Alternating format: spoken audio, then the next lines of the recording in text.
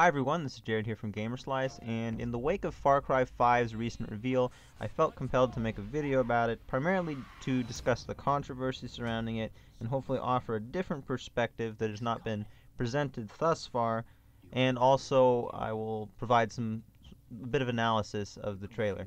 So in regards to the controversy, keep in mind that everything you're about to hear is coming from a Christian, conservative, freedom-loving, Second Amendment supporting, white American male, who incidentally didn't grow up in Montana where the game is supposed to take place, but in the Pacific Northwest, and not in a big city at that.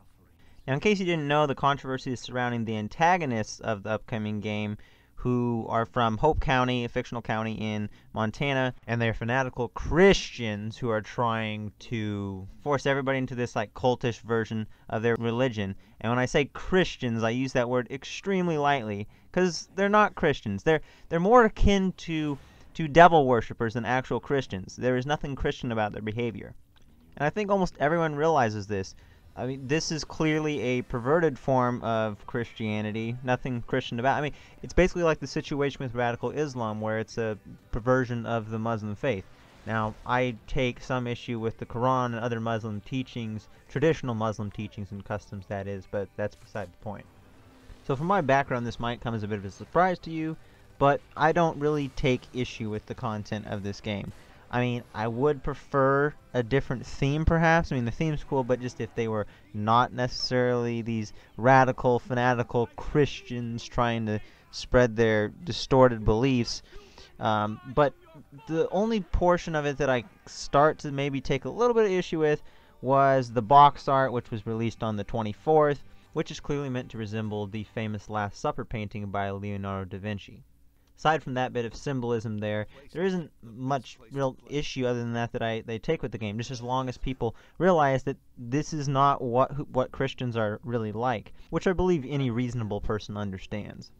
There is one other element that I'm a bit conflicted about, however, and that is one of the allied characters, the preacher, reverend, priest, whatever he is. I'm not part of one of like the mainstream Christian denominations you would think of, so I'm not exactly sure what he is, but I'm pretty sure he's not Catholic, so he'd either be we'll just call him a preacher, because that's pretty universal. So this is one thing you have to consider, is that they aren't completely like making a mockery of Christianity or portraying Christianity in a extremely misused way across the board, because the radicals, the antagonists, are like really corrupt. But this preacher, he's like a reasonable, good Christian pastor, and but anyways, he gets involved in the conflict, and eventually it seems like he has to fight for it. So the reason I'm a little bit conflicted about this is because they are taking a man of God and basically turning him into somebody who's fighting for the cause. I mean, don't get me wrong, I'm totally in favor of, defending, even if you're a Christian, defending yourself if you're under attack, but just to have this pastor do this and potentially making him an ally that you like get weapons or armor from, that, I don't know, I'm not really sure how to feel about that one. I'm inclined to say that I don't like it, and I'd rather he just be some other supporting character, not a major character involved in the fight. At least not in direct combat, that is. And I also don't think any people that are like hillbillies or rednecks should be offended by this either, because it's not just the antagonists that come from that background. Even you as a character, you're supposed to be like some sort of junior sheriff or whatnot, and even the supporting characters, your allies, come from Montana. There's like a bartender, there's the pastor, and there's a guy who's like a vet or something like that, and he never fought in the war, but he's got his plane, so he's kind of your classic person that you'd be like, oh, that guy's a total redneck. So they're your allies. But going back to the Christian element, maybe I should be concerned about this. Maybe I should be offended.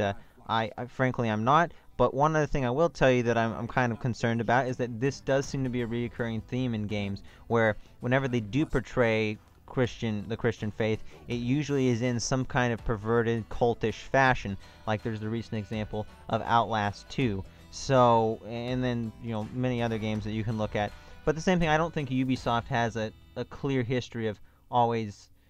I mean, a lot of the previous Far Cry games have been offensive to some people, but not for the same reasons. In their previous games, sometimes they've never really like bashed the Christian faith or anything. But I think more than anything, this is just bad timing for the game. It's just at a bad time where conservatism, nationalism is kind of on the rise, and it's at a time where we felt, religion was under attack in, prior years. So, yeah, just the timing of this particular take on the Far Cry game is maybe not the best.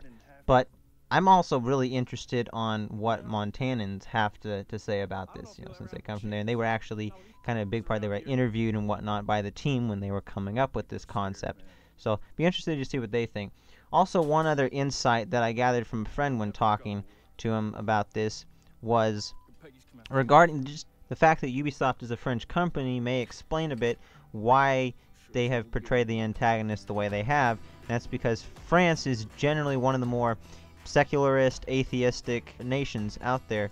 And so maybe, they do have studios in the United States, so somebody probably would have said, hey, this is going to be offensive.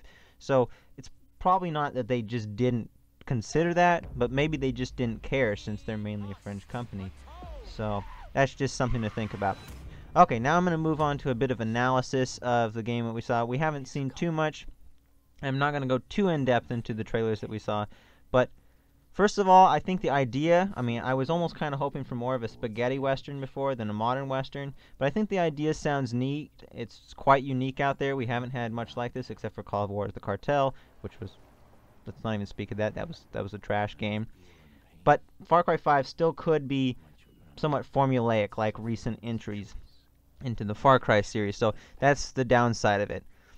There also is a logic flaw in the premise of the game, which is you're like a junior sheriff or deputy or whatever in this area, and you're basically cut off from all outside help, which makes absolutely no sense, because, why is the National Guard not involved here? If this was happening, the National Guard would get involved. Unless this is a continuation of liberal policies to the point where, there's like sanctuary cities and all these radical groups are protected and not being gone after, and it's been allowed to escalate to this point. That's the only thing that kind of makes sense. But really, come on, the National Guard should be involved in this. Also, is it just me, but the logo looks really terrible. I think it's got a lot of white on there. It's almost like they tried to put more color into it, but they decided not to. I don't know. I think it just looks like a prototype logo, and I think they should change it. Also, the foliage quality, of course we have time for the graphics to improve, but the foliage actually doesn't look that great. The graphics look kind of dated on it. Other than that, the last thing I'll say is Ubisoft, please dial back the drugs in this game. The drugs were a thing ever since Far Cry 3. I've thought they were very stupid from the beginning. Please dial them back, because if you don't, there's all the more reason for people to think your game is an affront to everything decent in this country. So that's it, guys. Thanks for watching. Please let us know what you think about the controversy or the game itself in the comments section. Till next time, this is Jared, signing off.